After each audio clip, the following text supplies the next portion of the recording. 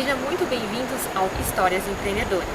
E hoje eu tenho uma grande história inspiradora para te contar. Nós vamos conversar com o fundador do restaurante Urucum, Rafael Miralho. O restaurante Urucum está localizado numa das mais belíssimas praias do estado de Santa Catarina, a Praia do Rosa, localizada em Ibituba.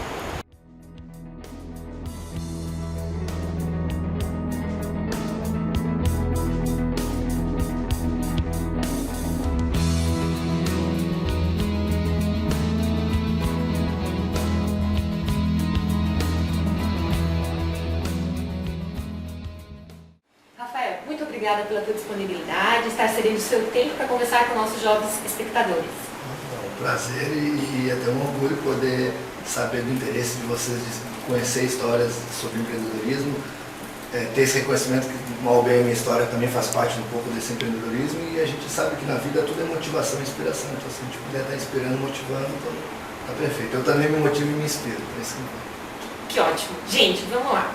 Rafael tem um incrível currículo, ele começou em economia e depois pulou para a gastronomia. Eu gostaria de saber como é que foi esse pulo do gato, por que tu começou numa área, pulou para outra, como é que foi isso na tua cabeça? Ainda mais para os jovens que, tipo, na entrada da universidade, eles tem várias dúvidas, assim, que curso eu vou escolher e como é que foi a tua opção nessa época, assim, por que economia, o que te motivou? Bom, eu sempre tive uma certeza na minha vida, desde que eu me conheço como ser pensante, de que eu abriria um negócio próprio meu, eu iria trabalhar para mim e que eu não iria seguir essa... Ainda mais que nos anos 80, quando eu era criança, aquela coisa tradicional de ou você vai ter um emprego público, ou você vai ser advogado, engenheiro, ou você vai trabalhar em algo até se aposentar. Eu tinha certeza que eu não iria me aposentar, eu não conseguia nem imaginar isso. Então eu sempre tive certeza que eu iria ter algo meu. Então na minha vida eu comecei a sempre coletar informações e coisas que tivessem a ver. Em relação à faculdade de economia, foi uma questão bem prática.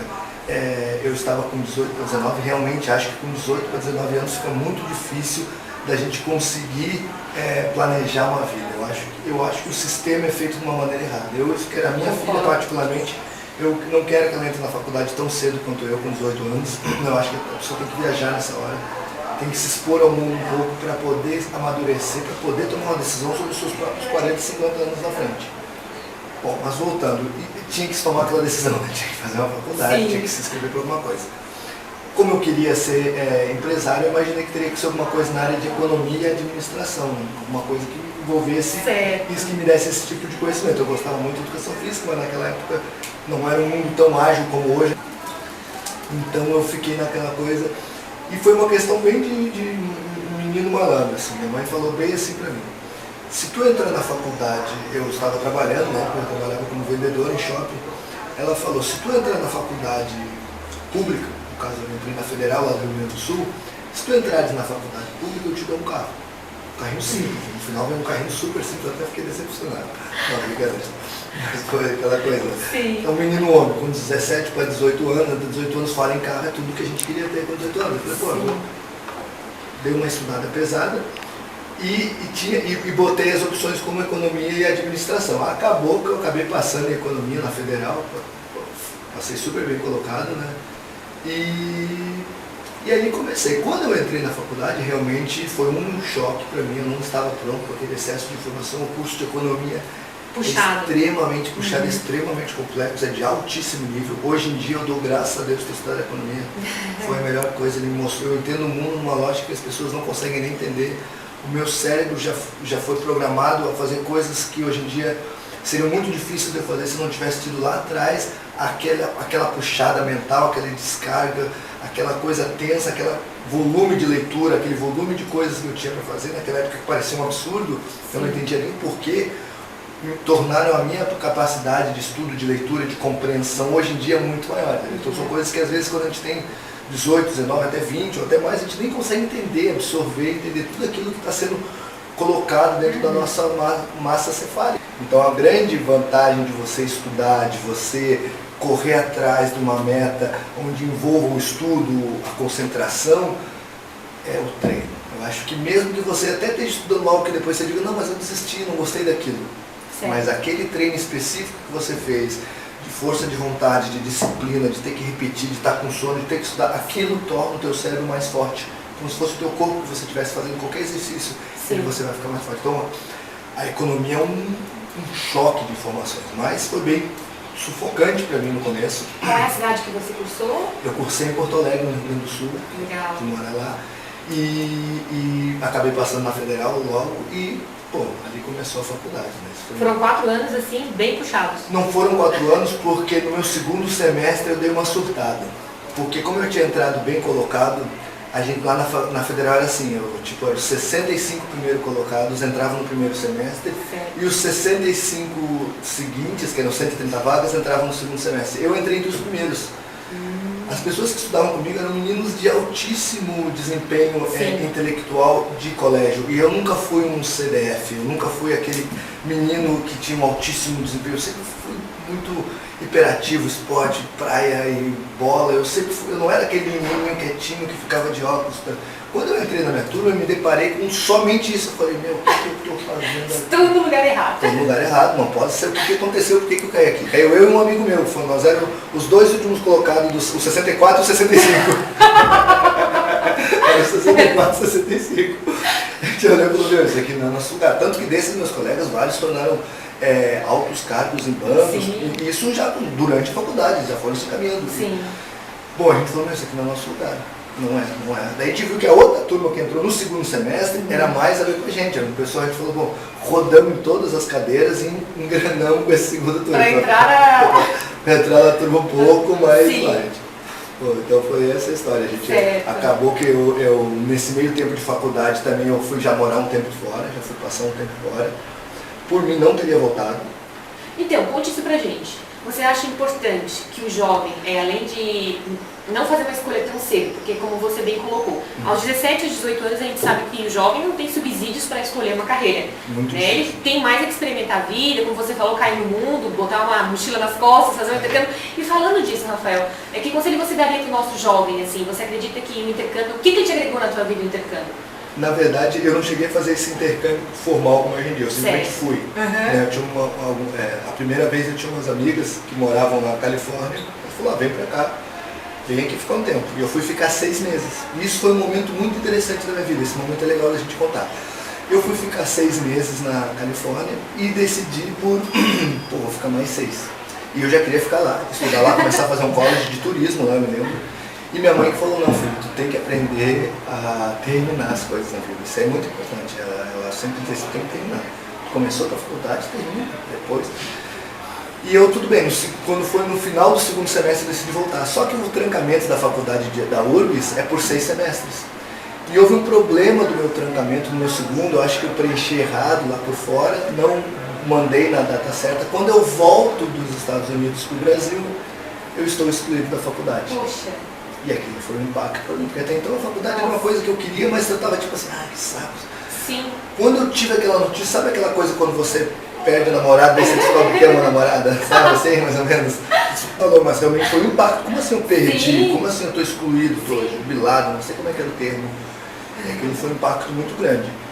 E aí eu fui ver lá com a faculdade, como uma instituição extremamente hierarquizada e administrativa e burocrática, eu não tive chance nenhuma com eles, eles não quiseram nem conversar comigo, só me restou a via judicial. Eu fui pesquisar caso e descobri que na história da Universidade Federal, isso aí vocês podem confirmar, se vocês forem fazer essa pesquisa facilmente lá na Federal do Rio Grande do Sul, só tinha havido um caso de reintegração até hoje. Uma advogada famosíssima lá do Rio Grande do Sul. Eu fui lá na mulher, a mulher me cobrou na época um valor, se eu não me engano, saiu 99 para 2000. Um valor de R$6.500. Eu sei que era um dinheiro que eu disse, mas isso aqui eu vou ver o resto da vida. Eu pensava, não tinha como. Eu falei, meu, o que eu vou fazer? Eu vou perder a faculdade. Um amigo meu recém-formado de Direito falou, Rafa, vou pegar o teu caso, a minha experiência, eu dei um dinheiro, uma mixaria para ele, eu vou pegar o teu caso e vamos tocar. A gente tocou o caso, a gente entrou na época com uma liminar de, eu não lembro até hoje desse nome, antecipação de tutela, onde se discutiu aqui a seguinte questão, vamos discutir se ele merece ou não estar numa faculdade, isso é uma questão que podemos discutir, mas vamos antecipar a tutela e dar o direito para ele de estudar, porque nós não podemos retirar esse direito do aluno, vamos deixar ele estudando, já que ele está disposto, e vamos discutir esse assunto. Mais ou menos juridicamente era isso que ele queria dizer com essa antecipação. E o juiz, incrivelmente, até hoje é aquelas coisas de, talvez Sim. de Deus, eu não sei, cada pessoa tem a sua maneira de se expressar em relação ao mundo, mas realmente deu certo. Foi o segundo caso, um menino de 20 e poucos anos, um advogado amigo meu, conseguiu quebrar essa barreira na URGS e eu fui reintegrado à URGS. E aí ele olhou para mim e falou o seguinte: Rafael, a gente dificilmente vai ganhar da URGS. A URGS é uma máquina muito poderosa, Sim. mas a gente tem uma coisa que a gente pode fazer. Se você conseguir terminar a sua faculdade antes do discutido, o fato está morto. Nós não teremos o que discutir. Foi o que acabou eventualmente acontecendo. Faz o máximo de cadeiras que tu puder. Sim. E acaba isso, cara, porque daí quando for sair o mérito do juiz, daqui 1 ano, 2 anos, já está formado. O juiz vai dizer: não, meu Deus, cara, já está formado, eu não vou retirar o diploma de uma pessoa. E foi o que eu fiz, enlouquecidamente. Eu fiz uma cerca de 10 cadeiras nesse semestre. Mais de trabalho, eu trabalhava já em bancos, né? Eu trabalhava na Caixa Econômica Federal, no setor de perícias. E então você chegou a trabalhar, fazer um estágio, fiz sempre estágio, nunca parei de trabalhar. Na área de economia mesmo. Sempre, trabalhei no departamento de administração policial durante alguns anos e depois tive basicamente 2 estágios. Departamento de administração policial do Rio Grande do Sul, eu trabalhei por uns 2 anos e meio a 3, e depois eu fui para o departamento de perícias da Caixa, os 2 como trainee. Fazendo um adendo, você considera que é muito importante para o jovem também entrar no estágio, começar a praticar aos pouquinhos a sua profissão?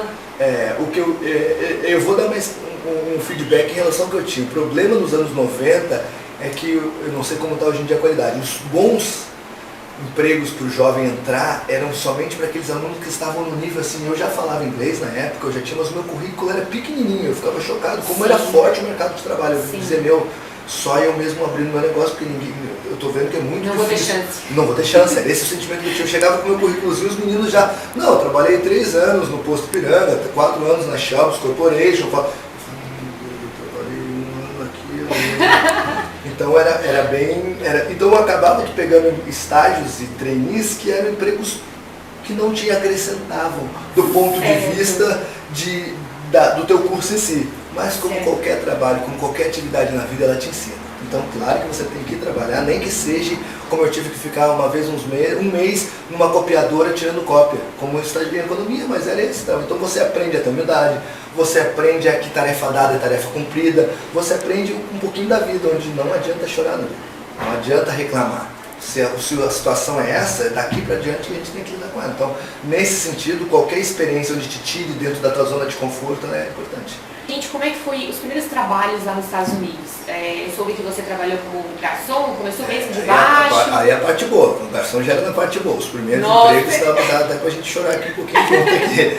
Conta pra gente um pouquinho. Porque na primeira vez que eu fui, ainda foi mais tranquilo. Não foi a primeira vez, foi uma coisa, eu fui para passar 6 meses, Sim. Tinha um empreguinho. Quando eu fui a segunda vez, que já foi como formado na faculdade, onde eu estava naquele momento na vida, né?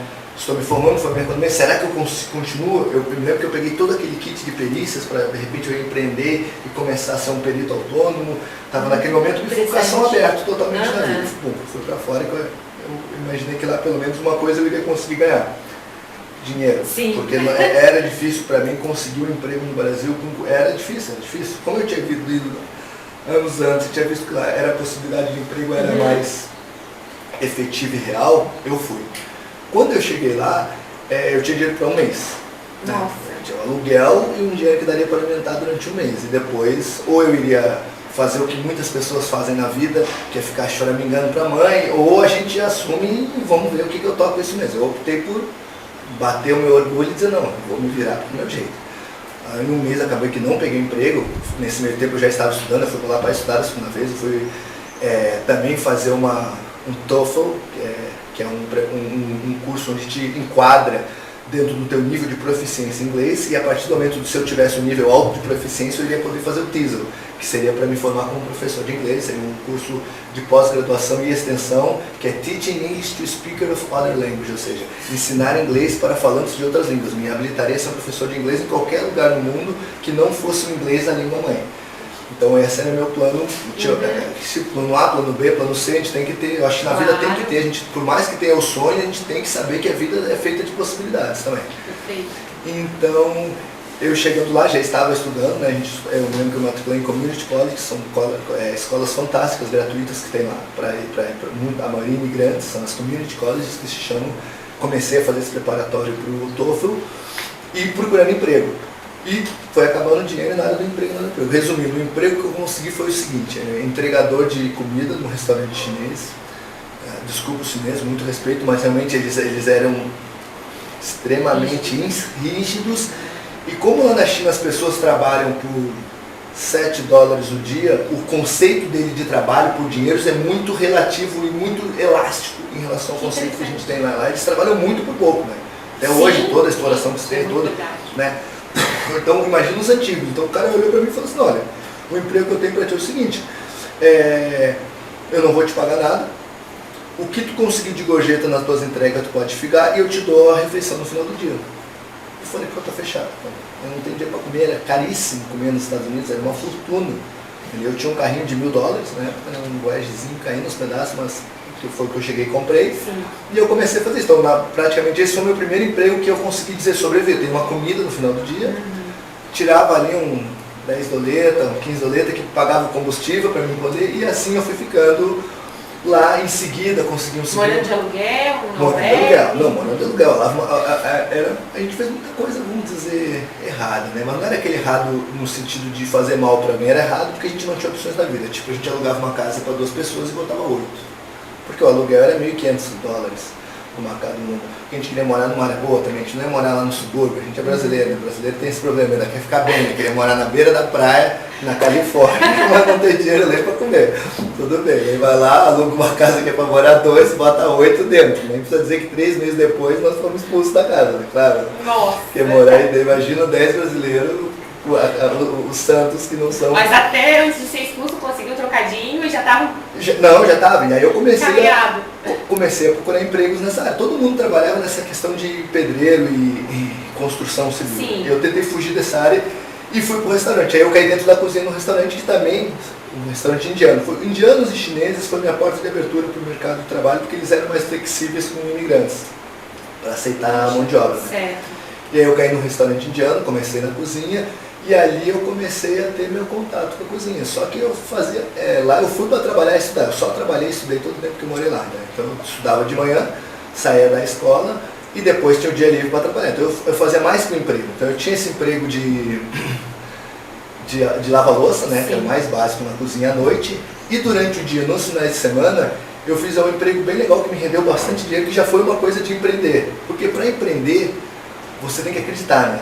E eu fiz uma coisa, eu tirei uma carteirinha de motorista de táxi bike, motorista de bike, onde eu tinha uma bicicletinha que tu alugava e ela vinha com 3 assentinhos atrás, assim, você saía pedalando no centro da cidade para levar as pessoas que chegavam dos passeios dos navios ou para levar as pessoas para as baladas de noite. Quem trabalhava de noite trabalhava em balada, eu como de noite trabalhava em restaurante, eu trabalhava de dia. Então quando chegavam os cruzeiros, tinha uma parte bem turística, no Seaport Village, lá em San Diego, tinha uma parte bem turística, quando a gente pegava o pessoal dos cruzeiros e levava para passear na cidade. Certo. Só que era uma coisa totalmente risco, você tinha que acordar às 8 horas da manhã, isso com a sua carteirinha lá na empresa, dar $100 e alugar a tua bike. Então tu já saía perdendo $100. Nossa.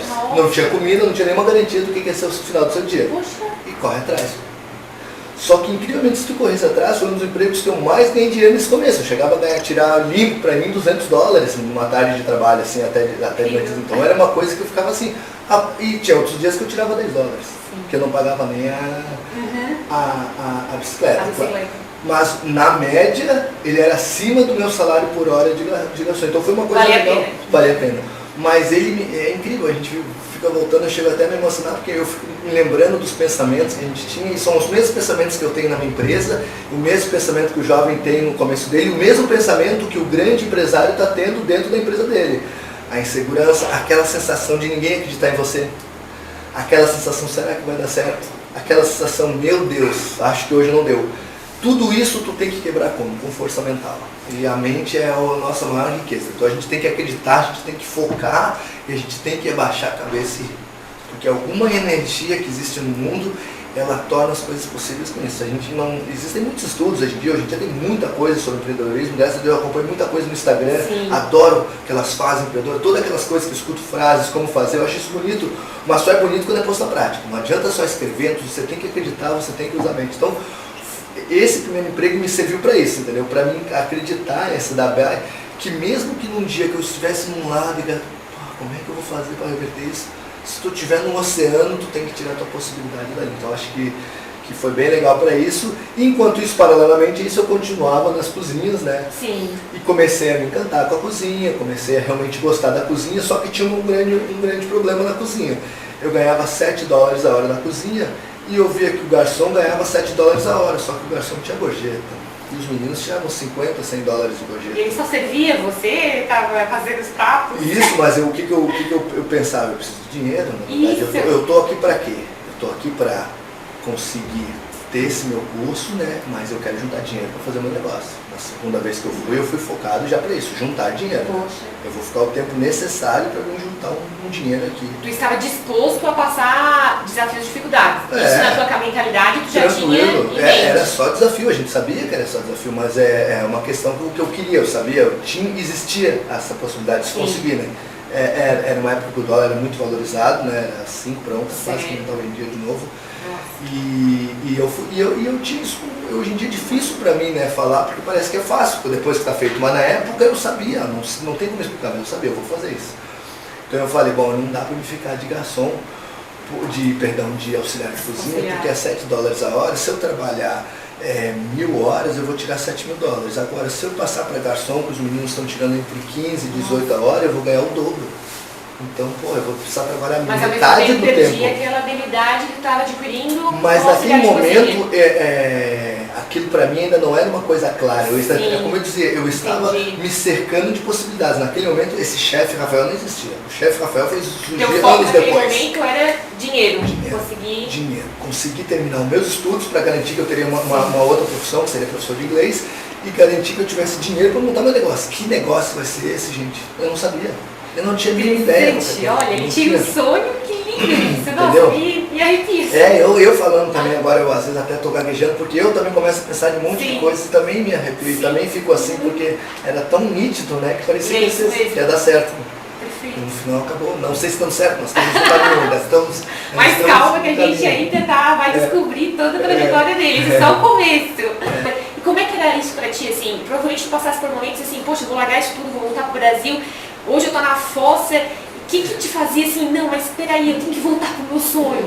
Talvez o meu orgulho, talvez não querer voltar para ser dependente da minha mãe, que fossem meus maiores motivos. Provar que eu poderia. Certo. Talvez fosse o meu orgulho que fizesse. Se eu fosse pensar, isso eu diria que foi o meu orgulho. Assim, eu não vou desistir, não tem como assim, né? Porque lá, eu tenho um Anthony Robbins, um ótimo livro para se ler, principalmente nessa fase da vida onde a gente está com falta de confiança. Anthony Robbins é um motivador fantástico. E eu li esse livro também, me serviu muito nessa época para mim acreditar, né? Eu tenho que acreditar. O mundo vai demorar para acreditar, ninguém acredita na gente.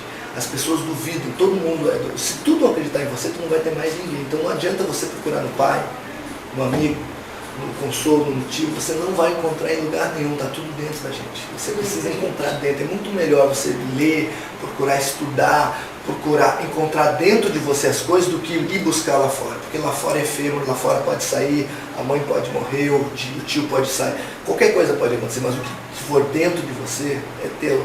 Entendeu? Então você tem que buscar essa motivação dentro de você, você tem que realmente ir olhar para dentro. Por isso que eu falei aquela parte do estudo no começo, qualquer coisa que você for estudar, você não está perdendo tempo. Faz 3 cursos diferentes, mas você se dedique a eles e depois você diz, mas eu nunca mais vou usar isso. Não se sabe. Eu tive cursos na minha vida que eu fiz que eu achava uma chatice, anos depois eu disse, nossa, se eu não tivesse feito aquela coisinha ali, eu não estaria isso agora. Então tem uma frase bem legal desses sites motivadores que diz, muitas das coisas que estão acontecendo com você agora, por mais que você não saiba, estão lhe preparando para um futuro que você ainda não conhece. Então isso é uma realidade, você não pode querer julgar. A nossa incapacidade de julgar o presente é total. Nós temos uma total incapacidade como seres humanos de saber se algo que está acontecendo é bom ou ruim. Nós tentamos julgar, isso é bom, isso é ruim, mas a gente descobre anos depois que aquilo que era bom não era bom. E aquilo que você achava que era ruim foi o que lhe fez capaz de chegar onde chegou. Então, julgar é muito complicado. O que está acontecendo e você tem que continuar caminhando. Eu acho que Isso é importante. Certo. Eu acredito que o Nada por Acaso se encaixaria aí também. Com certeza, com certeza, com certeza. Mas me conta uma coisa, como é que foi essa decisão? Sair do auxiliar de cozinha para entrar na área de garçom? Conseguiu fazer? Financeira, claro, claro. Eu sou uma pessoa, eu comecei na gerente e falei, me dá um dia um turno. Me dá um turno. Eu estava com meu inglês evoluindo, eu estava estudando inglês, eu já fui para lá, eu tinha estudado bastante inglês no Brasil, então meu inglês quando chegou era lá, bom. Tanto que até hoje eu falo fluentemente, mesmo sem estar morando, porque eu tive uma boa base de estudo no Brasil. Quando eu cheguei lá eu estudei de verdade, falava bastante inglês, e eu falei, não, eu estou melhorando, me dá um dia um shift, que a gente chamava, né, que é um turno, né? Me dá um turno, um shift, vivia pedindo para um shift. Pediu uma oportunidade, né? Um shift, um turno, eu dizia, me dá um shift, eu dizia para que eu organizava lá, me dá um shift para me trabalhar no salão para me tentar. E um dia, pum, saiu um shift do almoço, um cara saiu e eu já assumi o almoço. Já ficou, eu fiquei como um menino sendo o que ficaria cuidando do almoço. E ali realmente a diferença de dinheiro foi brutal, né? Porque como brasileiro, e eu gosto bastante de falar, e tenho sempre bastante história, eu acabava ganhando muito mais gorjeta que os outros meninos. Por que eu escolhi restaurante? Outro motivo, eu não precisava gastar com comida, né, gente? A comida é caríssima, então eu ganhava almoço e janta nos meus trabalhos, então, pô, tô sabendo um dinheiro bom no trabalho, mas tu vê que não existia nenhum, às vezes as pessoas perguntam pra mim, mas então era puro amor? Não tinha amor ainda na cozinha, não tinha amor, era uma necessidade brutal, e na verdade o que move as pessoas é uma necessidade brutal. Né? Não adianta, se tu tiver amor, beleza, já amassa, tudo bem, mas não era amor, eu sou bem sincero e bem pragmático, era uma necessidade brutal de fazer algo, querer fazer algo. Então foi por esse motivo que eu fui pro salão, e aí realmente o salário aumentou bastante no salão.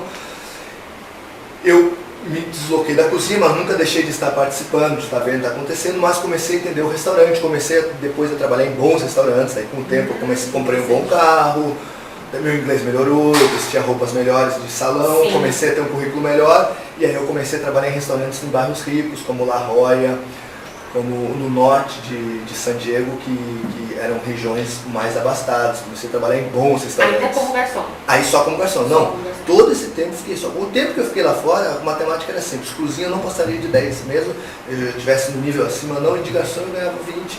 Então eu era bem, não existia amor pela cozinha. As pessoas, como assim não existia, chefe? As pessoas não entendem, não perguntam e me falam, como assim não existia? As pessoas querem aquela história bonita do chefe que ama, e aí não. Hoje ele tem muito amor, sim, mas naquele momento, mas naquele momento... a gente tem que ser pragmático, não adianta vender sonhos, claro. né? A gente tem que falar a realidade, eu queria dinheiro, eu precisava de dinheiro. Tu estava alimentando o teu sonho, quer empreender. E por enquanto ainda não existia na possibilidade de um restaurante ainda, nesse tempo eu queria empreender, o que eu não sei.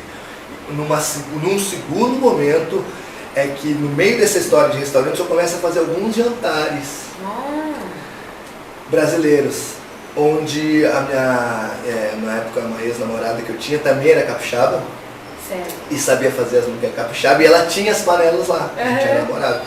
E a gente começou a fazer esses jantares. E esses jantares se tornaram uma frenesia entre os amigos, e amigos e amigos do amigos do amigos. Puxa! Começou a ter concorrência, e eu comecei a brincar, falei, isso dá pra vender, cara. Quando eu chegar no Brasil, eu vou montar um restaurante. Cara, esse prato aqui de foi aí que tu começou a ter comecei a ter as primeiras, eu lembro de eu, às vezes, talvez falando num momento sem noção, mas nessa mesa grande, nesses jantares, falando, quando eu voltar no Brasil, eu vou acabar abrindo um restaurante desse jeito. Comecei a falar isso realmente começou a se materializar. Eu vi uma possibilidade de, eu compro isso a tanto, isso aqui tem um negócio aqui, eu acho que aqui tem um negócio. Então aí foi a primeira vez, isso que eu estou falando já é o final da minha caminhada nos Estados Unidos. Eu estava lá 2 anos, já estava no momento onde já tinha um certo dinheiro guardado. Essa minha namorada já estava mais anos que eu, a família dela estava querendo vir, minha família aqui dava alguns problemas de saúde que me fizeram vir. Na verdade, eu nesse momento, por mais que eu quisesse empreender, eu ainda estava muito focado no dinheiro, porque eu estava muito bem financeiramente, eu nunca tinha tido no Brasil essas coisas. É muito bom, eu acho, quando a gente trabalhar e receber. Eu acho que, beleza, a gente não ganha, você tem uma dificuldade, mas no final das contas, o teu trabalho te prover as coisas é uma maneira de você também relaxar, eu acho, de te motivar. Eu sempre acho que, você está ganhando bem, você está trabalhando bastante, se dê presentes. Não digo presente o que é, não digo uma joia. Não, às vezes um presente tira uma tarde como um dia lindo como hoje, passar na praia ou viajar. Eu acho que isso é um presente, onde você tem aquele momento de gozo que contrapõe todo aquele momento de estresse. Você diz, puta, eu me estressei pra caramba. Comemore as pequenas conquistas. Isso mesmo, literalmente comemore, celebre de coração, porque aquilo vai te dar motivação para a hora que você estiver zoado, trabalhando tudo errado, você diz, não, mas eu vou aguentar, porque tem lá aquele momento que eu também... Então, Então tinha esse lado de eu já saber do que eu queria, mas não tá claro. Mas eu já sabia. E aí começou os primeiros insights. Isso já é o final, isso já é tipo 2003. Nós estamos falando aqui, nós estamos falando do começo, do meio de 2003, então na minha cronologia assim de vida. Porque o restaurante foi fundado em 2004. Em 2004. Eu cheguei no Brasil em dezembro de 2003. Cheguei. Então foi o que aconteceu. Daí teve esses problemas familiares, onde eu tive que vir, né? Eu tive que abandonar uma vida lá que pra mim estava muito boa. Pela primeira vez eu tinha dinheiro no bolso todo dia, eu tinha um ótimo carro, tinha uma caminhonete, morava num condomínio com piscina, com academia, trabalhava em 2 empregos, restaurantes fantásticos, todo mundo queria trabalhar nesse restaurante, ganhava um bom dinheiro. Sabe, eu estava numa situação, se tinha meu namorado, estava me sentindo cara. Pela primeira vez na vida eu estava me sentindo, poxa, é possível, sabe? É possível. Ter esse sentimento de é possível em qualquer pequena coisa, você deve pegar esse sentimento de é possível e replicar ele em todas as situações da tua vida. Porque ele é um sentimento muito importante. Enquanto a gente só se frustra, é triste, mas quando tu sente se é possível, você tem que guardar ele e toda vez que você tiver uma coisa, você pega aquele pouquinho é possível e joga ali assim para motivar para aquela outra situação. Tempero chamado possível. É possível. Tudo é possível nessa vida, gente. Essa é uma loucura que tem. Tudo é possível. Então foi nessa época, daí tivemos esses problemas de saúde, acabamos decidindo por voltar para o Brasil em dezembro. Quando eu cheguei no Brasil em dezembro, daí caiu a ficha, né? Bom, tá, eu tenho dinheirinho, tenho 28 anos. O que eu faço? E agora? Pânico. Foi realmente um pânico bem forte para mim. O que eu faço? Essa minha ex-namorada era extremamente bem sucedida, não, a família dela é extremamente rica, ali também falando. Eu me lembro até hoje de uma cena onde eu também concordo com um daqueles momentos cruciais na vida. O pai dela chegando assim com uma chave de uma Saveiro Summer, que era o top dos carros do sonho de qualquer garoto com 28 anos chegando no Brasil. Chegou com uma Saveiro Summer, deu pra gente poder ficar à vontade, levou a gente lá na Praia da Costa, que é um dos melhores bairros de Vitória, falou, essa aqui é a cobertura do que a gente está sendo construída, que eu quero que minha filha more aqui. E eu senti aquela sensação assim, será que eu vou me tornar o genro? Sabe aquela história, eu vou me tornar o genro, tem tudo aqui, eu só me encaixo aqui e viro o genro dessa família? Eu falei, não, eu não nasci para ser genro. Eu falei, não vamos ficar aqui. Eu falei para ele, eu não tenho condição de ficar aqui, eu quero voltar lá pro Rosa, tem um lugar lá que eu quero morar, eu quero comprar um terreno com um pouquinho do dinheiro que eu tenho, construir minha casa e construir meu negócio lá, é lá que eu quero construir a minha vida. Por que Rosa? O Rosa foi uma paixão antiga, em 1993 eu conheci aqui, e ele refletia aquilo que eu queria na vida, entendeu? Eu me criei no Rio de Janeiro, uma cidade linda, maravilhosa, mas extremamente louca, onde um quer passar a perna no outro, e aquilo não me servia. Depois eu morei em Porto Alegre, na faculdade, que é uma cidade que é até mais pacata, mas aqueles costumes e a falta de uma praia, aquele estilo de vida da cidade não fechava comigo. Então aqui tinha isso tudo. Aqui era pacato, tinha praia que eu tinha me criado, que eu acostumava, então aqui eu sabia que em algum momento eu ia queria. É aquela certeza que a gente tem sem razão. Tenho certeza. Eu falei, eu não quero ficar aqui. Tem lógico, você não quer ficar no Espírito Santo com tudo, não quero ser genro, eu quero procurar o meu caminho. A primeira coisa é construir minha casa, porque eu tinha essa aflição de construir a minha casa, entendeu? Porque pra mim era uma coisa, minha mãe sempre me ensinou, é o básico, né? Tem a sua casa, entendeu? Então eu tinha juntar esse dinheiro, eu queria construir minha casa, também era muito importante fazer isso. E aí eu consegui trazer ela e nós viemos. Assim que viemos aqui, eu fui pegar emprego no Eco Resort Vida Sol e Mar, fica aqui embaixo, aqui onde é o grupo hoje em dia. Eu já falava inglês fluente muito bem, português sempre arranhei bem o espanhol. Imediatamente fui contratado como recepcionista. Mas recepcionista para mim, que sou uma pessoa ativa, era a profissão mais chata do mundo. Você tem que ficar sentado. Poxa. Num Rosa que era muito mais parado do que é hoje em dia, esperando tocar um telefone para ver uma reserva, aquilo me deixou. E eu comecei a ler, estudar, pesquisar. E nisso eu escuto que o restaurante da pousada deu problema de novo, é o terceiro ano que está dando prejuízo, e o cara lá que arrendou deu BO, e o outro chefe lá só gastou, e o cara quer arrendar o restaurante, o dono. Uma pessoa que todo mundo, o dono era quase assim, né? Tipo, sim, o dono da pousada, os recepcionistas nem olham, porque, meu Deus. Eu também, isso eu aconselho para todo mundo, gente. Eu olho para o dono da pousada e para o menino que estava rindo ali fora da mesma maneira. Isso eu não faço propositalmente, eu sempre fiz a minha vida inteira e hoje em dia eu recomendo as pessoas a fazerem. Não olhe a pessoa lá em cima, meu Deus, ele é um cara. E não olhe lá de baixo, teoricamente lá embaixo, porque lá em cima, lá embaixo é muito relativo nessa vida, mas estamos falando em classes sociais aqui na sociedade atual. Sim. Não olhe lá de baixo, tipo, esse varredor. Desvalorizando. Não olhe as pessoas assim. Olhe o ser humano por dentro, não procure olhar por fora. E trate todos iguais, cumprimente olhando no olho. o menino que estava rindo e cumprimente olhando no olho, eu sempre fui assim. E eu fui lá olhando, bati na porta dele, olhei no olho dele, e os caras daram risada, nunca que tu vai arrendar para o recepcionista dele, o restaurante dele. Eu falei, tá bom. Fui lá e falei, meu senhor, trabalhei muitos anos com restaurante, né? Sou formado em economia, trabalhei bastante anos, queria saber qual é a possibilidade de eu poder arrendar o teu restaurante. Ele não confiou em mim, com certeza, na hora. Depois ele comentou, a gente até amigo, ele comentou, e ele pegou e falou uma coisa que ele imaginou que aquilo ia fazer eu desistir na hora. Ele é argentino, me apresenta um plano de negócio. Falou assim pra mim. E aí vem aquela conexão passado, presente e futuro. Sim. Aquela coisa que você sofreu, por que eu estou fazendo isso? Eu não queria isso na minha vida. Bom, a gente durante o curso de economia faz uma cadeira chamada elaboração e análise de projetos 1 e 2. Ou seja, fazer um plano de negócio para mim é agora, não tem problema. Tinha todo o tempo do mundo em casa e na recepção, com a infraestrutura de computador e tudo que eu trabalho. Poxa. Destrinchei um plano de negócios, deu umas 2, 3 semanas, segui na mesa dele, tá aqui o plano de negócio. Ele, não acreditou, né?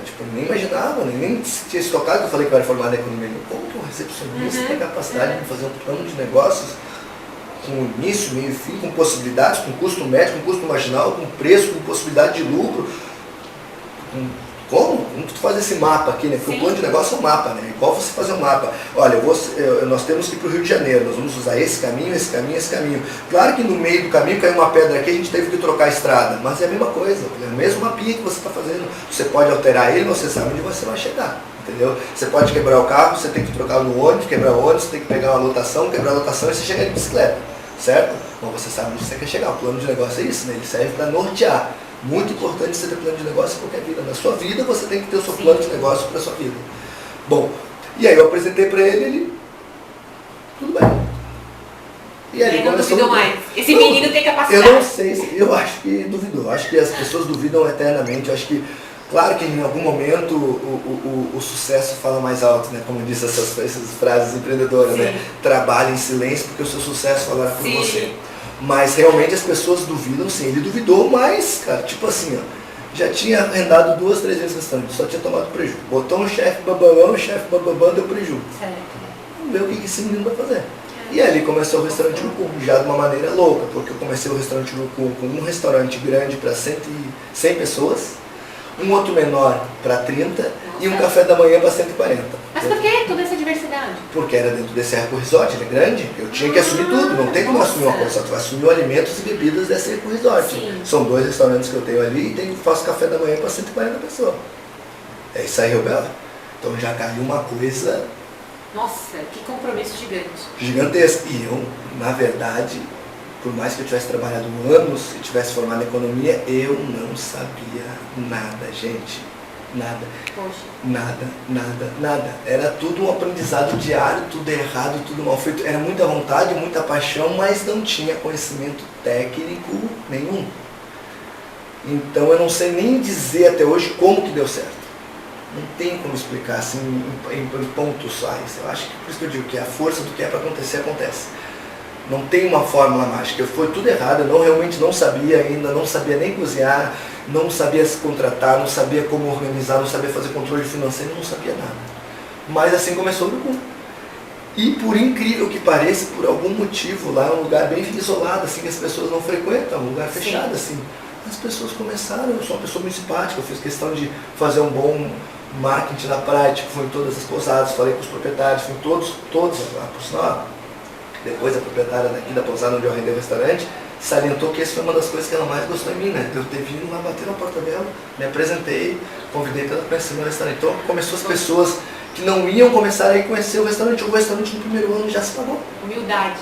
Né? O restaurante já começou a se pagar, tipo, eu não acreditava naquilo. Nesse meio tempo eu me separei dessa namorada, que ela veio comigo, ela não gostou daquilo, que era muito sofrimento, realmente foi muito sofrido.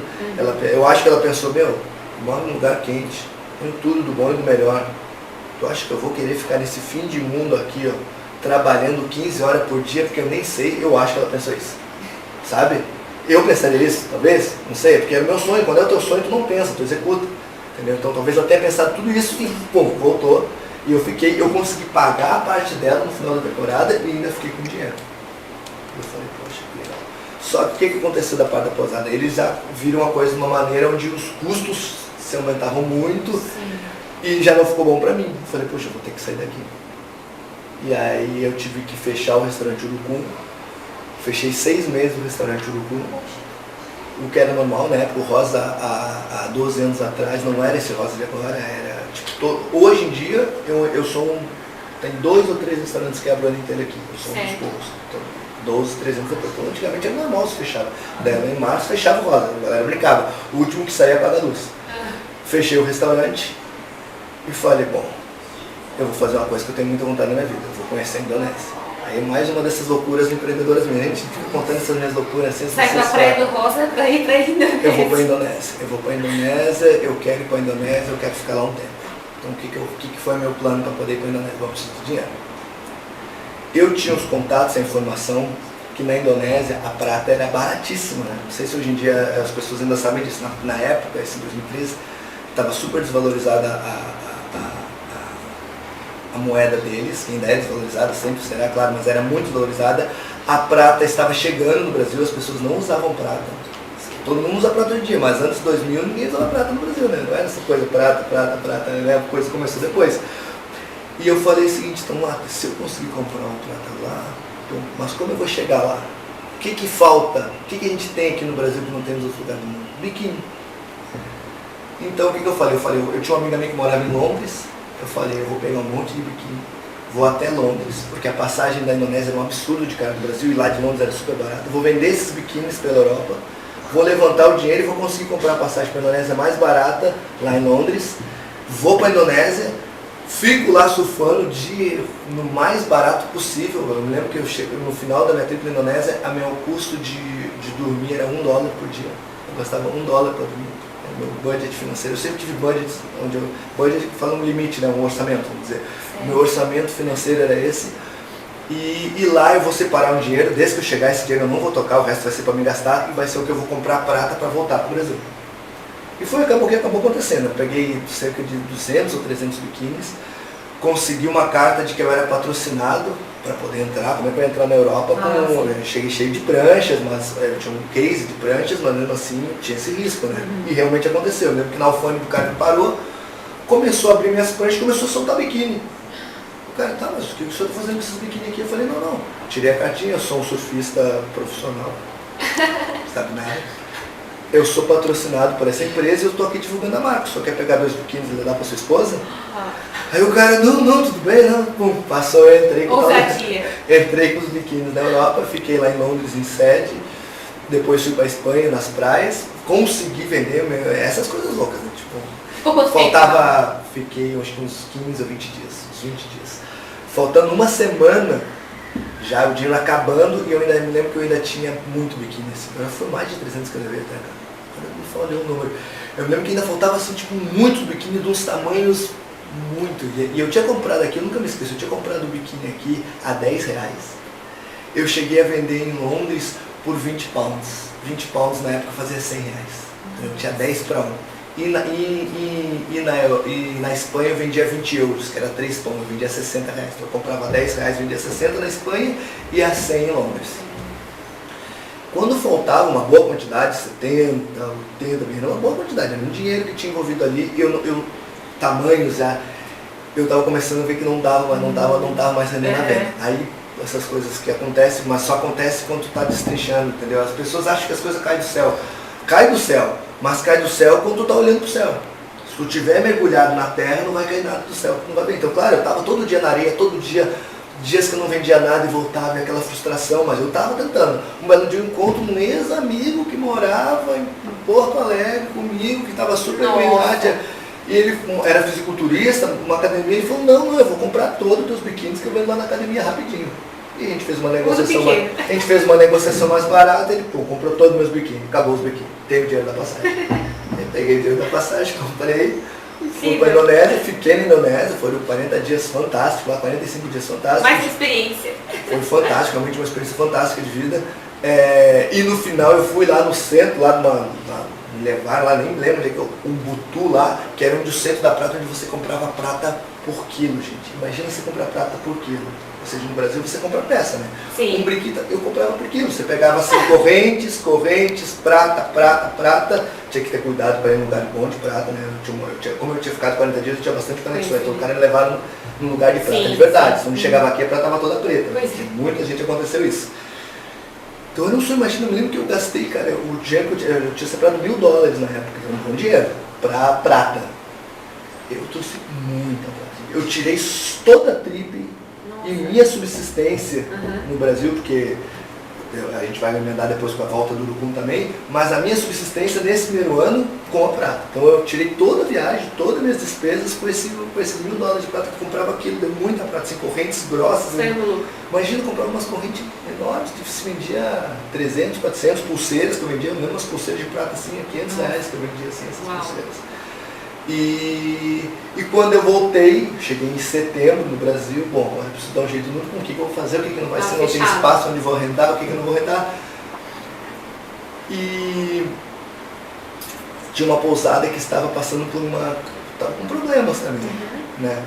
Mas já tinha um restaurante deles. Aí o que eu falei? Eu falei, olha, ela meio que falou, talvez me contratar como um gerente. Eu falei, olha, eu tenho uma marca, o restaurante Urucum, eu já conheço, eu não gostaria de perder essa marca. Para mim é muito importante eu manter, eu não posso dar informação, né? Sim, não, sim.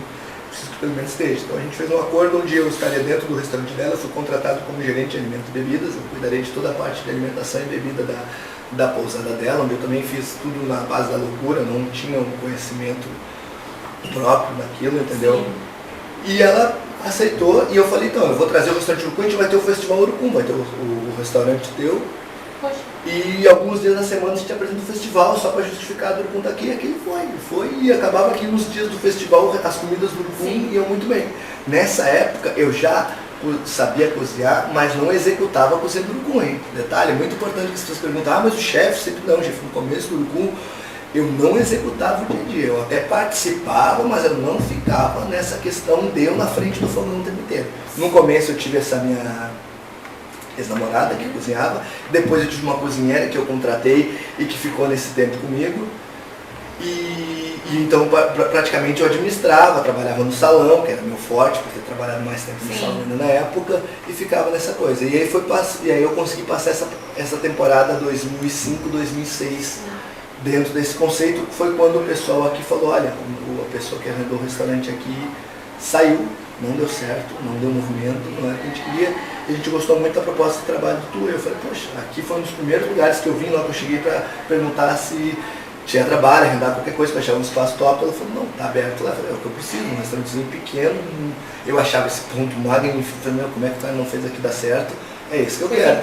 Daí ela falou, em junho eles saem, terminam o contrato deles. Eu falei, em junho eu tô aqui dentro. A gente fechou, acertamos o contrato.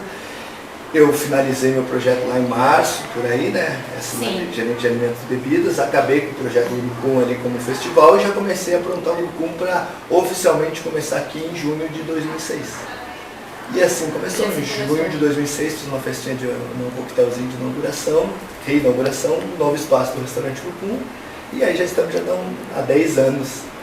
E a tua especialidade, assim, frutos do mar? Frutos do mar é comida brasileira, né? Frutos do mar, a gente está no mar, eu acho que na praia as pessoas procuram isso. E a culinária brasileira que foi aquela coisa, eu ter morado fora, de eu ter dado os valores, de eu ter passado por essa experiência no Espírito Santo, onde também me fortaleceu. Eu tinha morado um tempo também no Espírito Santo, então, onde eu tinha essa coisa que eu achava que a gente poderia apresentar algo que é tão simples, né? Por lá nas beirinhas de praia você come muquequinha, que a gente chama uns pés sujos, que a gente chama lá. Você come bolinho de siri, mandioquinha, casquinha, tudo na beira de praia baratinha ali, pé sujo. E eu disse, meu, eu vou apresentar isso muito bem feito, com ingredientes muito bem selecionados num ambiente top. Essa coisa simples do Brasil. Essas culinárias que é simples, o purê de mandioquinha, todas as coisas que parecem simples, mas bem feita, bem apresentada, com ingredientes, com técnicas boas, e vou trazer isso para o Urucum. Então o Urucum, como um projeto de venda, ele era isso, ele era aquela coisa simples do Brasil, do sudeste para cima do Brasil, apresentada aqui no sul, onde o pessoal não tem muito conhecimento sobre isso, mas em alto nível. com o estilo de atendimento que a gente tinha lá fora, ou seja, alto padrão de atendimento, porque no Brasil a gente ainda hoje em dia está bem melhor, mas a gente sempre teve esse problema do serviço, né? A gente não saber servir com vontade. Sim, atendimento, o né? serviço no Brasil ele não é, talvez por essa questão de muitos anos de escravagismo, de coronelismo, a parte de servir parece uma coisa tão inferior no Brasil que as pessoas se negam. Tu vê que fora do Brasil, no primeiro mundo, é um prazer as pessoas servirem. E a gente no Brasil tem essa coisa de ser serviçal, é uma palavra quase ofensiva no Brasil, né? Serviçal. Mas é o que eu sempre ensino na minha equipe, nós estamos aqui servindo. Eu sou chefe, hoje em dia sou dono e eu sirvo. Se eu tiver que fazer manobrista, limpar o banheiro, atender uma mesa, cozinhar, lavar, esse é o trabalho. O trabalho nosso é fazer a pessoa ser feliz. A gente tem que quebrar, aqui eu tento quebrar com a minha equipe, a arrogância não pode existir. A gente é serviçal com todo amor e carinho. É o meu prazer, sim, servir quem estiver aqui não tem nenhuma vergonha. Acho que esse é um dos teus principais diferenciais. Não tem problema nenhum em servir de coração. E quem trabalha aqui comigo tem que ter essa humildade que nós estamos servindo sim. Ninguém aqui precisa estar, porque eu sou isso, ninguém é nada, gente. Nós somos todos iguais no final da história. Se você está fazendo aquilo que você quer, faça bem feito. E para você fazer bem feito dentro de um restaurante, você tem que servir. Vocês estão chegando no restaurante do lado, não é que servir alguém atencioso, rindo, conversando. Torna esse momento tão único, né? Faz toda a diferença dentro desse métier específico que nós estamos falando de restaurante. E aí foi isso, 2006, inclusive a gente estava fazendo parênteses da faculdade, em 2006, logo que eu abri o restaurante, eu me matriculei numa faculdade de gastronomia. Eu falei, eu preciso ter algum conhecimento. Voltou para a cadeira da escola. Isso, preciso ter esse conhecimento também. Sim. Só que também, só que o que eu vi? Que eu discorria o dia inteiro de trabalho, ia para a faculdade, era uma função, ia até Floripa, na época não era do PR, Centro de Publicação. Chegava lá na faculdade e eu sentia aquele clima de escola. E meu restaurante estava aberto, né? Eu ainda não era o chefe, tinha uma cozinheira. Então eu dizia, pô, eu chegava lá, às vezes não tinha aula, o professor faltou, hoje vai ser um lanchinho, hoje uma... Eu falava, eu estou gastando uma grana, deixando o meu estabelecimento, onde eu realmente estou estudando, já estava vindo na cozinha, estava começando, não estava eu sendo o cozinheiro do dia a dia, mas eu descia, eu cozinhava, a gente comecei a inventar alguns pratos, eu vou ficar muito, eu acho que eu pensei comigo, talvez tenha sido uma decisão errada, isso aí o tempo vai dizer. Eu acho que vale muito mais a pena essa hora, que eu tinha que sair 4h30, 5 daqui para estar na aula 7, certo? Nossa. E voltava uma hora da manhã só. Saía 11 e pouco da faculdade, 1h da manhã. Se das 5 da tarde a 1 da manhã eu me dedicar dentro do Urucum, eu acho que eu vou evoluir muito mais do que aqui.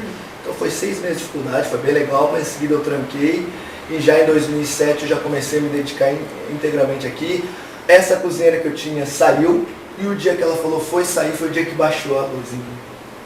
Porque ela falou assim, vou sair. Eu falei, começando, né, com aquela coisa, começando, eu falei, se cada cozinheiro que eu tiver agora disser para mim, vou sair, o que vai acontecer comigo?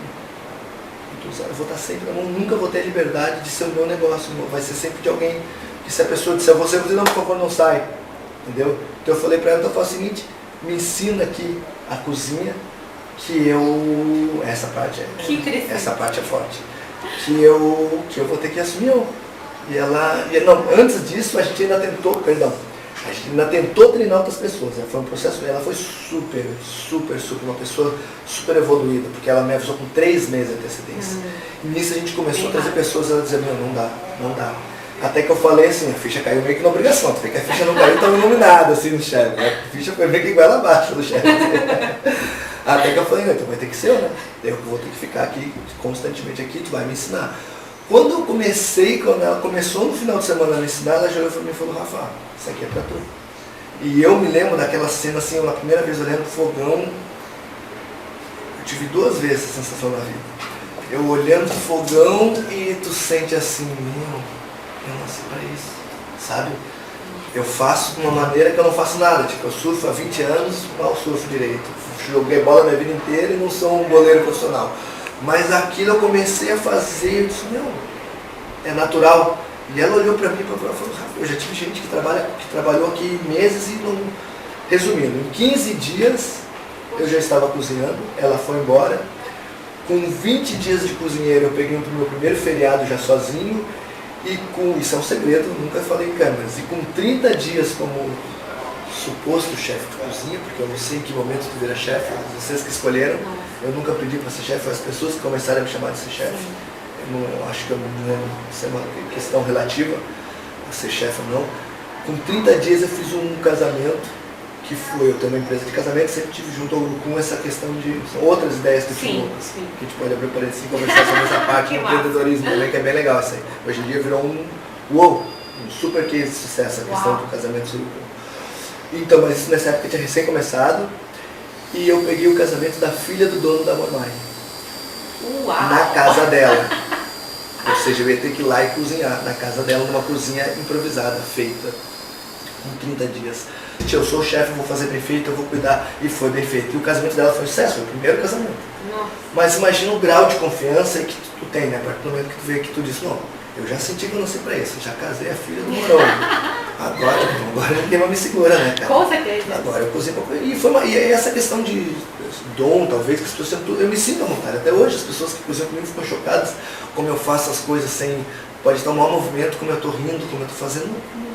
Como realmente é uma coisa que sai, né? Não flui. Não é forçado, flui, é uma coisa que flui. E aí que foi realmente aí, então em 2007, que começo eu já num estágio de pulo de auxiliar, do auxiliar, já direto para chefe. Eu não tive toda essa passagem, eu tive que aprender a ser chefe dentro do Urucum. Entendeu? E o grande episódio que fez eu ser chefe foi no meio do ano seguinte, toda a minha equipe foi embora do Inverno. Aquilo para mim foi o grande salto dentro do Urucum, aquilo foi a coisa mais importante. É como eu disse para vocês no começo, às vezes aquilo que te acontece de pior é o que te prepara para o melhor. Então nesse dia que toda a minha equipe, duas que trabalharam comigo já há 2 anos, eram muito boas, o marido teve um problema sério, outro marido foi preso, viajaram. Um marido foi não sei o que, teve que ir embora, a outra simplesmente pediu as contas. Eu me vi sozinho dentro da cozinha, a minha mulher estava grávida nesse período, por sinal, e eu disse, caramba, como que eu vou fazer tudo aqui dentro? Mas foi o que eu fiz, mergulhei dentro do Urucum, em cada bancada, em cada pratinho, e dei a minha cara. Porque ainda tinha coisas que não tinham minha cara, porque eu fazia, mas eu não estava lá, estava ali. E aí eu desenvolvi cada processo, cada saladinha, cada molhinho. Foi a época que eu criei os melhores pratos, foi onde eu virei realmente um chefe. Porque eu tive que fazer todas as bancadas. Então eu chamava às vezes para trabalhar comigo, chama 2 qualquer que estiver na rua, põe 2 argentinos loucos, põe 2 pedreiros, põe qualquer um, e eu vou mandando, vou dizendo, vou fazendo e vou ensinando. E isso foi muito, muito bom para a minha evolução, porque ali eu realmente, quando eu formei a próxima equipe, eles já entraram, eu já era o chefe, eu já sabia tudo, todas as bancadas, sei fazer todos os pratos, toda a preparação, tudo. Sabia de trás para frente todo o processo. Então ali foi a minha escola, que eu digo, é ruim? Não sei. Para mim, hoje em dia foi a melhor época. Foi a melhor época do Urucum, foi aquela época onde eu mergulhei, até hoje eu vejo isso. Nem hoje em dia, com o crescimento, eu consigo mergulhar mais daquele jeito. Do jeito que a empresa cresceu hoje em dia. Então foi muito importante essa questão de ter mergulhado dentro do restaurante. Então foi ali que como eu chamo, a minha formação como chefe se deu nesse período ali. Entre 2007 e final de 2008 ali, foi onde eu mais trabalhei em silêncio. Ninguém sabia quem era o Urucum, ninguém sabia que eu era o dono do Urucum, ou se eu não era o dono do Urucum. Não existia fama, não existia glamour, não existia dinheiro, existia somente um trabalho sendo feito. Vontade e força de trabalho.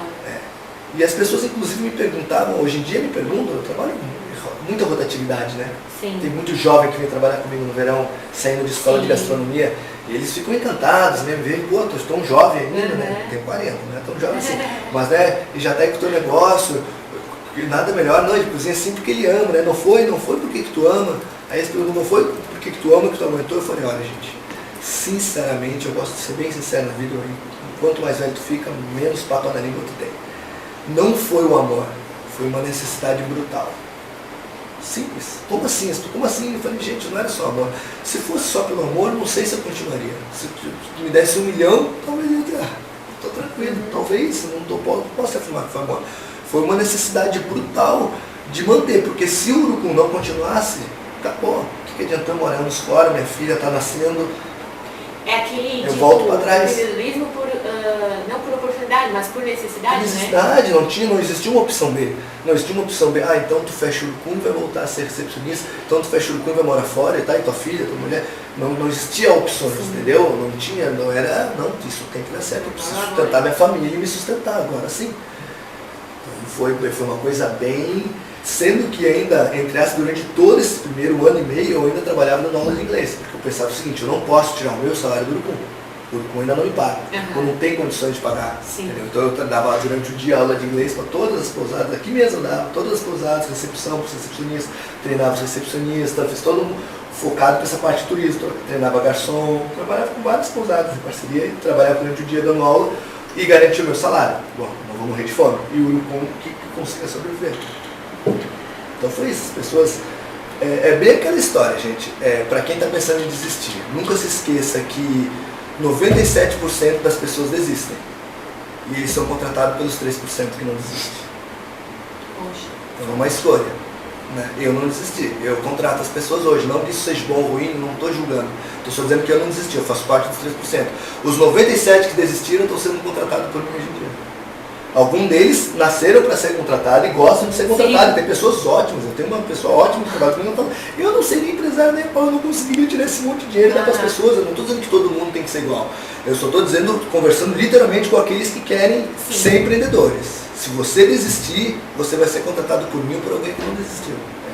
Se você quer encontrar um caminho na vida, não pergunte. Vá ler história de pessoas que fizeram sucesso. É isso, a receita está nas ações. Colhe os melhores. Isso, está nas ações. Segue de pessoas. Faz o que eles... É que às vezes a gente não consegue. Eu vejo muito que se fala hoje em dia, para ser um bom empreendedor, tu tem que estar no meio de pessoas acima de você. Tá, mas às vezes tu está num lugar preso, onde só tem pessoas que só não querem nada. E você vai ficar pensando, então eu estou preso. Não, use, hoje em dia você tem internet. Antigamente tinha que ir na biblioteca. Hoje em dia você tem internet, você pode se conectar com pessoas de altíssimo. Você não precisa pensar só nesse contato, porque às vezes o mundo que a gente vive é tão para baixo e a gente sabe que a gente quer sair dele, mas a gente não sabe como. Às vezes a pessoa tem um coração de querer algo mais, mas o meio que ela vive é muito baixo. Entendeu? Então ela tem que sair disso como? Na mente, já que não dá para sair no físico. Eu gostaria de finalizar assim, entre tantas pessoas que a gente entrevista, às vezes as pessoas só contam o sucesso, né, e não contam os desafios e as dificuldades que passaram. Mas na trajetória do Miralha, ele foi tão assim profundo, foi tão ele mesmo que ele contou isso, os desafios, as dificuldades, desde da nossa primeira pergunta para ele. Então assim, se você tiver mais alguma pergunta, mais uma curiosidade da vida dele, uma peculiaridade que você queria perguntar, por favor deixe nos nossos comentários que a gente caminha isso para o Rafa, ele de alguma forma vai te responder, tenho certeza, com bastante dedicação e carinho. E eu gostaria de finalizar, Rafa, te perguntando assim, além dessas poderosas dicas que você deixou para os nossos jovens, o que mais você poderia deixar, talvez, de leituras ou de, enfim, talvez de sites, de canais que você acredite que possa inspirar os nossos jovens a empreenderem? Bom, em relação à leitura, eu já falei desse livro da Anthony Robbins, Poder Sem Limite. Ele até hoje está embaixo ali, você pode abrir ele qualquer dia da sua vida e ler. Eu faço isso até hoje. Eu li ele em 2002. Nossa! 2002 eu comprei ele, eu tenho até hoje ele, continuo lendo e relendo. Eu acho fantástico. Tem milhares de outras pessoas que trabalham nessa linha. Eu uso ele porque ele me tocou. Mas qualquer coisa de programação neurolinguística, ou seja, como programar o seu cérebro e as suas ações para serem positivas, eu acho que é válido. Eu acho que você tem que procurar essa força mental, acreditar na força mental, porque acreditar na força mental é acreditar no seu eu interior. Perfeito. Entendeu? Então acredite nisso, qualquer coisa que lhe dê recurso para você acreditar, e a programação neurolinguística faz isso, né? Porque existe uma maneira de você ver o mundo triste ou alegre, é você que vai escolher. Então isso. E hoje em dia eu uso muito o Instagram e eu sigo muitas motivações. Como é que é o seu endereço no Instagram? Rafael_Miralha. Rafael_Miralha com normal, né? Miralha, LH. Eu sigo, eles me seguem bastante também, porque gostam. E eu, quando boto minha fotinha, eu sempre dou uma frasezinha, alguma coisa que diga que para quem sabe, né, entendedores entenderão. Para que existe um algo mais sempre, entendeu? Então eu gosto muito de seguir essas frases, porque quando eu leio as frases, talvez se eu tivesse 20 anos e estivesse lendo aquelas frases, eu iria achar que para você, isso é para tudo. Talvez as pessoas leiam essas frases para mim, mas eu me encontro, e essas histórias que a gente conversou agora estão dentro de muito dessas frases. Então se você realmente sair desse mundo superficial e ação, e tiver ação, não nas frases, mas aquelas frases forem ações, aí é o caminho. Ações são tudo, né? Eu acho que empreendedorismo é nada mais do que a ação, né? Porque sonhos todo mundo tem, vontade, tudo, agora ação, a mover, aquilo que move o mundo é ação, entendeu? Então a diferença do empreendedor é que tu pode ser um empreendedor sonhador ou um empreendedor de ação. Entendeu? Você pode ficar sonhando e sempre, mas daí teve aquele problema, mas daí eu quebrei minha perna. Eu gente, eu nem contei, a gente podia ter chorado abraçado aqui se eu contasse mais 10 histórias do dia que eu tive uma paralisia facial, da vez que eu tive um problema, da vez... Problemas a gente tem, gente. A questão é como você lida com eles. Isso eu digo todo dia na minha cozinha. Por sinal, a minha cozinha é um ótimo curso de empreendedorismo. As pessoas saem daí dizendo, pô, eu sei melhor. Porque eu passo o dia inteiro falando essas frases, sabe, para motivar a minha equipe, entendeu? Quando dá um problema, eu falo, gente, tá, o problema tá aí. Agora, como a gente vai solucionar? Não adianta. Nunca o problema é o problema na vida, né? Nunca. Porque o problema já existe. O problema é como você lida com ele. Então, o problema não é o problema. Se você souber como lidar com o problema, ele deixa de ser o problema. Porque a realidade é dada, você não pode alterar a realidade. O que você pode fazer é lidar melhor com ela. Então a decisão está nas suas mãos. Sempre. Seja sempre. O protagonista da sua vida. Sempre. Por mais que ninguém vai acreditar em você. Ninguém vai acreditar, vai demorar. É bem como as frases diz, tu vai trabalhar e ninguém vai acreditar. Eu nunca me esqueço, gente, um belo dia, eu estou cozinhando já há anos. Um belo dia que de repente, nossa, o chefe, ele chamava o chefe lá para 2011, 2012. O chefe subiu. Eu disse, o que foi? O que houve? Tudo bem, entendeu? Até então, né? De repente começou essa coisa assim, tu nem entende como um belo dia. Urucu, sabe? É gratificante, sim. Eu sinto muito orgulho, mas eu nunca trabalhei para isso. Eu trabalhei. Um belo dia que as pessoas começaram a ver. Então tu não pode trabalhar para as pessoas. Tu trabalha para você. Sim. Se ninguém te reconhecer, continua trabalhando. Ninguém te reconheceu? Continua trabalhando. Se vão te reconhecer ou não, depende deles. Entendeu? A opinião que as pessoas têm de mim depende exclusivamente delas. Eu não vou mudar minha pessoa por isso, entendeu? Elas podem pensar o que quiserem. Rafa, super obrigada. Gratidão. É muito bom poder estar conversando, eu adoro falar. Acho que isso é futuro. Eu sempre gosto de pensar a vida de 10 em 10 anos, né? Tudo que eu pensei, às vezes eu até me arrepio, dos 30 aos 40, se realizou. Então, planeje, escreva as suas metas para esse ano, para os próximos 10, e depois tenha o prazer de ver o que se realizou. Eu estou agora escrevendo a minha dos 40 aos 50. Nossa, fantástico.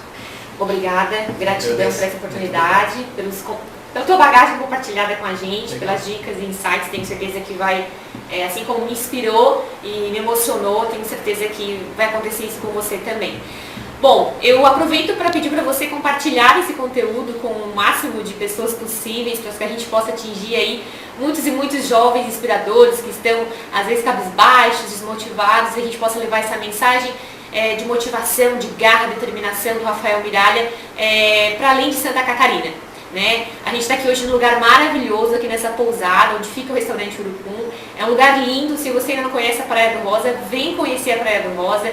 Um lugar que recebe turistas o ano todo e cheio de gente, cheia de carinho, de amor para dar. E eu tenho certeza que você vai encontrar aqui ótimas refeições. E um deles é um dos melhores restaurantes. E o chefe está aqui do meu lado, né? O Rafael Miralha do Urucum. Então, é isso, galera. Espero que tenham gostado. E fica aí um forte abraço e desejo um excelente dia para vocês.